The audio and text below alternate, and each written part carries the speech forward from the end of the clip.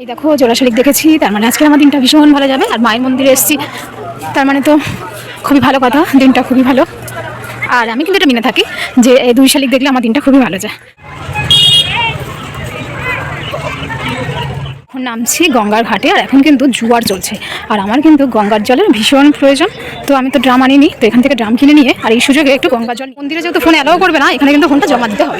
ডালা নিয়ে নিয়েছি, এখন যাবো মায়ের মন্দিরে আর ফোনটা ওখানে জমা। গুড মর্নিং বন্ধুরা, সবাই কেমন আছো? আশা করছি তোমরা ভীষণ ভালো আছো, সুস্থ আছো। তো অ্যাঞ্জেলি শিবাঙ্গীতে তোমাদেরকে অনেক অনেক স্বাগত আর অনেক ভালোবাসা জানিয়ে নতুন একটা ভিডিও শুরু করছি। আজকের বাড়ি থেকে ভিডিওটা শুরু করতে পারিনি, তো একদম দেখো স্টেশন থেকেই ভিডিওটা শুরু করলাম। তো এখন আছি শিয়ালদা স্টেশন থেকে নেমে আবার কিন্তু আমি ডানকুনি লোকালে উঠে গেছি, যাচ্ছি কিন্তু দক্ষিণেশ্বর। যাই হোক, হঠাৎ করেই ঠিক হলো, কারণ সকাল থেকে ঘুম থেকে ওঠার পর মনটা একদমই ভালো নেই। আর এই সময়টা একটু ভালো দিন, মানে লক্ষ্মীর দিন বলতে পারো। তো সেই জন্য ভাবলাম যে চলো আজকে শনিবার রয়েছে আর মনটা খারাপ, তো একটু মায়ের কাছ থেকে ঘুরে আসি।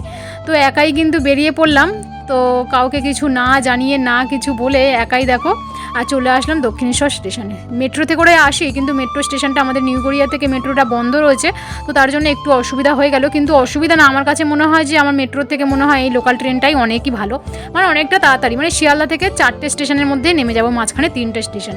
তো যাই হোক, কথা বলতে বলতে দেখো মানে নেমে গেছি দক্ষিণেশ্বর স্টেশনে। আর রেল লাইনটা টপকে গিয়েই কিন্তু মায়ের মন্দির, এই ব্রিজ থেকে নামলেই কিন্তু মায়ের মন্দির। তো প্রায় পৌনে দুটোর সময় আমি এখানে পৌঁছেছি। আর পৌঁছালে কি হবে, অনেকক্ষণ ধরে এখানে আমি বসেছিলাম। 3টের সময় মন্দির খোলে আর 3:30টায় কিন্তু মায়ের মন্দির খোলে। তো যাই হোক, 3টের সময় মন্দিরটা যখনই খুলে করে গঙ্গার ঘাটে গিয়ে একটু হাত মুখ ধুলাম, চোখে মুখে জল দিলাম, আর তারপর চলে আসলাম মায়ের প্রসাদ নিয়ে। মন্দিরে অনেকটাই লাইন ছিল, আজ যেহেতু শনিবার, তো শনিবার মঙ্গলবার করে কিন্তু মায়ের মন্দিরে প্রচুর ভিড় হয়। তো যাই হোক, অবশেষে কিন্তু 3টে বাজলো, আর 3টে বাজাতেই মন্দিরে ঢুকেছি। আর এখানে দেখো মানে যতবার এসেছি বাঁদর দেখি, হলে কি হবে আজকে যেন একটু বেশি দেখতে পাচ্ছি, দৌড়াদৌড়ি ছোটাছুটি করছে। একটু যদি খাবার টাবার কিছু আনতাম তাহলে ভালো হতো। তো যাই হোক, মনটা খারাপ ছিল বলে আর আমি অত আর খেয়াল করিনি যে কোথা থেকে কি খাবার কিনবো বা পাওয়া যাবে দেখবো, সেই দিকে নজর যায়নি। সোজা চলে গেছিলাম একদম গঙ্গার ঘাটে, ওখানে কিছুক্ষণ বসেছি, প্রসাদ নিয়েছি, আর তারপর মায়ের মন্দিরে কিন্তু অনেকটাক্ষণ বসেছিলাম মায়ের সামনে। আর কি বলতো, 4-5টা লাইন পরে মায়ের পাশ থেকে যেসব লাইনগুলো পড়ে তাড়াতাড়ি হয়ে যায়। আজকের কিন্তু আমি বলি যত দেরি হবে আজকের মায়ের সামনে থেকে পুরো মাকে দর্শন করবো। অনেকটা বড় একটা লাইনে দাঁড়িয়েছিলাম যে যাতে মায়ের মুখটা ভালোভাবে একদম সামনে থেকেই দেখি। তো সেই জন্য কিন্তু অনেকটা দেরি করে একদম মায়ের দর্শন করলাম, মায়ের কাছে কিছুক্ষণ বসেছিলাম। তো যাই হোক, মনটা খুবই ভালো লাগলো আর কি। এখানে এসে মনটা খারাপ ছিল, তো এসেই কিন্তু মনটা একদম খুবই ভালো হয়ে গেছে। তো প্রথমে কিন্তু যাচ্ছি গঙ্গার ঘাটে, একটু হাতে মুখে জল দেব। সকালে আসলে স্নান করতাম, কিন্তু এই টাইমটা আসছি তো এখন কিন্তু 3টে বাজে। তো আমি এখানে এসেছি তখন পৌনে 2টো, তো অতক্ষণ পর্যন্ত আমাদের ওয়েট করতে হয়েছে, 3টে পর্যন্ত। তো 3টের সময় মন্দির খোলার পর এখন যাব গঙ্গার ঘাটে, একটু চোখে মুখে জল দেব।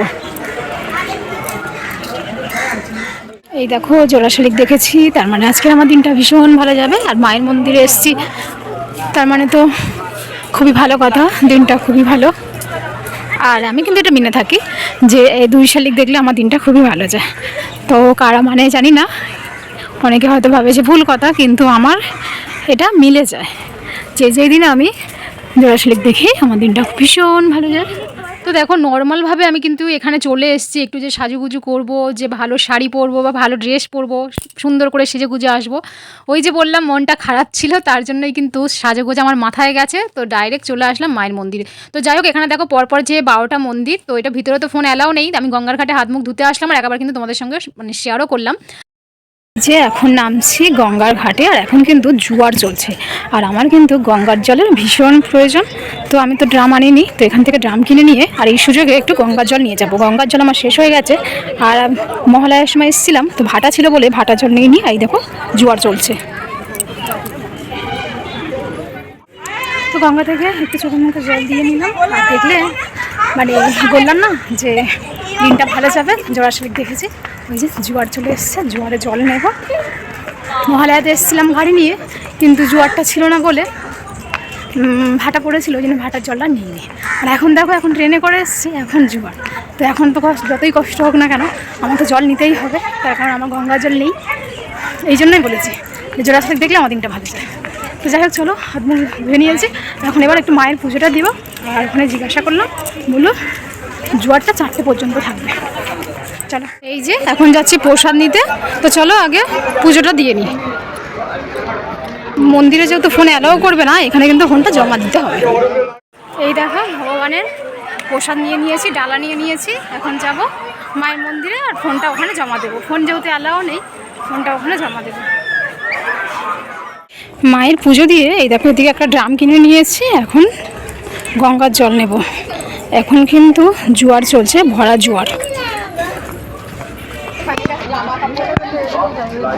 সূর্যটা দেখো কত সুন্দর লাগছে।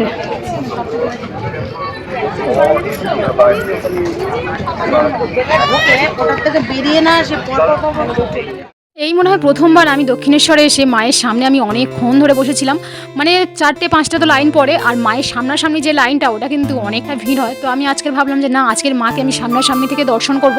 যত বড় লাইন হোক না কেন আমি এই লাইনেই দাঁড়াবো আর এই মাকে আমি সামনাসামনি থেকে দেখবো বলে আমি বেশি বড় লাইনটা দাঁড়িয়েছি। দাঁড়িয়ে মাকে দর্শন করেছি ভালোভাবে।